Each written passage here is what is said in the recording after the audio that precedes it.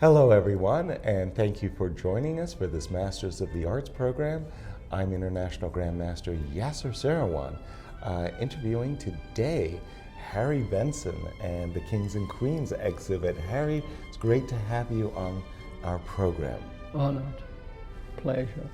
Before the 1972 match, there was a lot of press about Bobby's rise in the candidates. You knew who he was well before Reykjavik?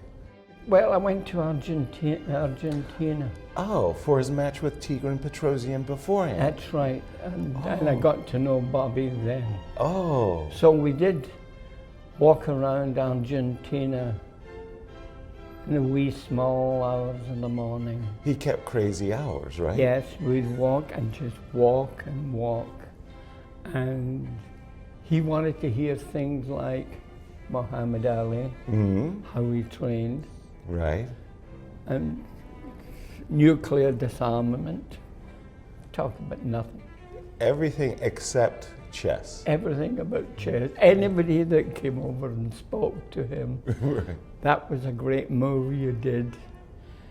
Bobby was rude. He would say, sometimes he would say, thank you, but how would you know? Very cutting. Exactly. You know, it was embarrassing. Right. He could be very sharp. Very shoved. Wow. Oh my goodness.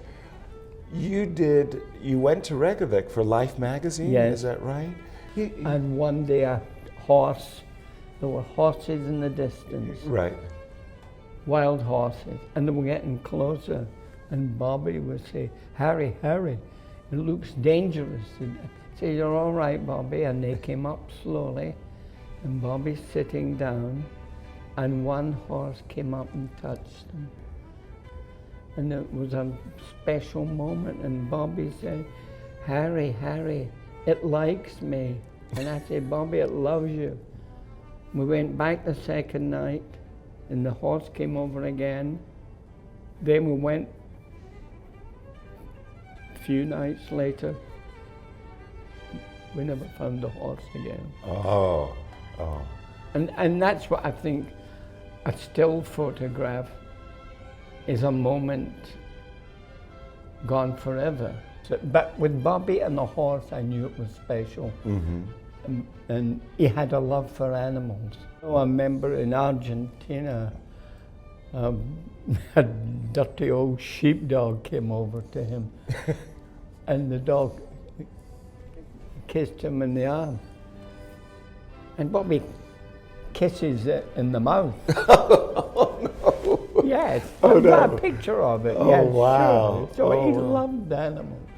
And you ended up making a book about Bobby. How many years of photography is encompassed in this book? Well, there's Argentina. So this is already... And there's also the Catskills where he trained. And then there's Iceland, which is really the body of the whole thing. Here's something which is interesting. His signature. He never wrote anything. He No. never gave many signatures. Oh, I know. And I know why. He thought somebody would take his money, Make a profit make from a it. profit. Yes. Yeah. No, Bobby told me walking about one night when the first game in Reykjavik, he got beaten. And we'll go for a walk. And Bobby stops. And he turned and said, Harry, I'm going to crush him. He was so angry with his loss, but Yeah. he knew. He said, I'm going to crush him. Right. And I didn't argue with Bobby really. Right, and And especially. he did.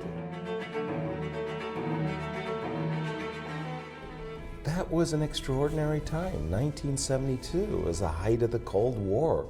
You had the American lone wolf individual genius versus the collective communist, party, Yeah, and sure. the clash of East and West.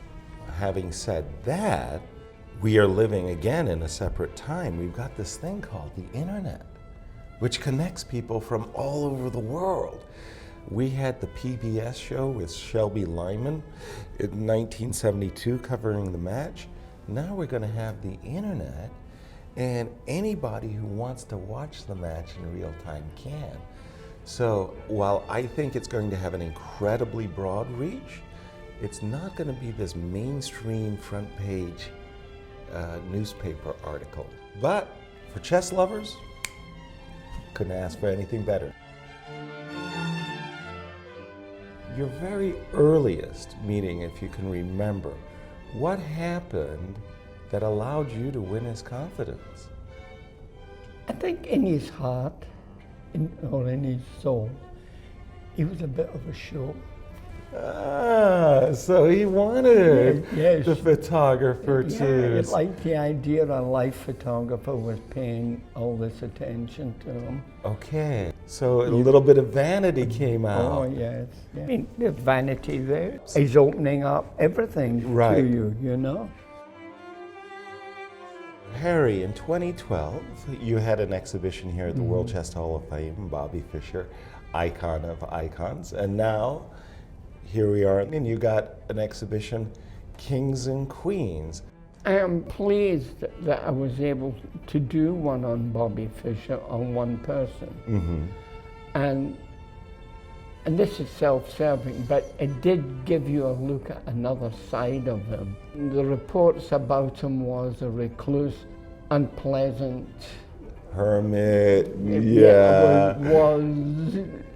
was the opposite from my pictures. Right. Which showed him out and about, you know, meeting people.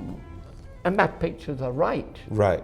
But so are what they said was Right. right too. Interesting contrast there. Yes. And the Kings and Queens? Well, it's Queen Elizabeth. All right, we are talking a queen. I had a private sitting with her for the Royal Scottish Museum, and I'll tell you a story. Have you ever said something that you know you're going to say but can't stop it? You know it's going to come out. I have blurted things out that I really wish I hadn't said. Having an awareness that I'm about to say something that's going to really aggravate somebody and saying it anyway, I haven't had that experience. What happened to you? And the first thing I say to her after meeting, you do it. I said, do you sleep with your dogs? Meaning, I sleep with my dog. Right, yeah, the room. It's sure. Right beside me. Exactly. And she said, I thought, oh, God.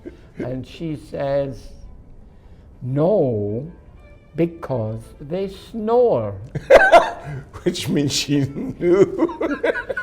And I only mentioned it to my wife because I didn't want the tabloid to get a hold of it and say the Queen doesn't sleep with her dog, you know. Because they snore. Nice. So it was only like 3 years later I unleashed. I really want to know, did Bobby Fischer make a difference to chess, your life?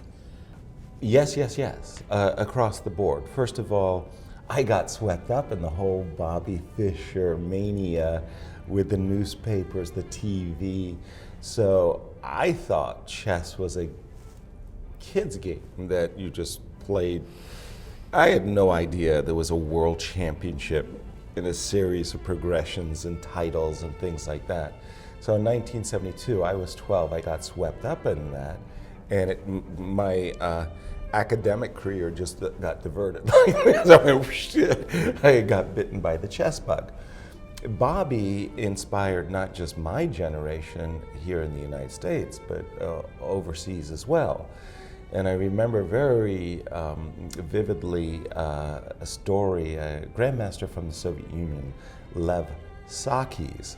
He, in a big upset, had won the Soviet championship, the Soviet championship. And I had spoken with him and asked him like what had made him really a strong player.